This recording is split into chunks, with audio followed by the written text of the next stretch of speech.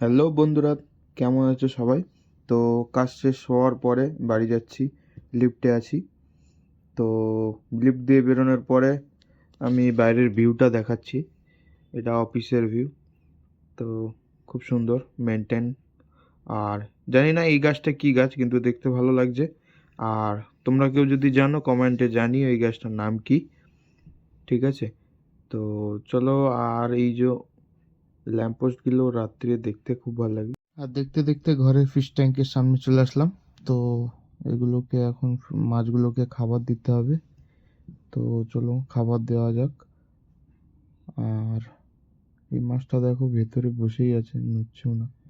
হ্যাঁ, সরেছে এবার।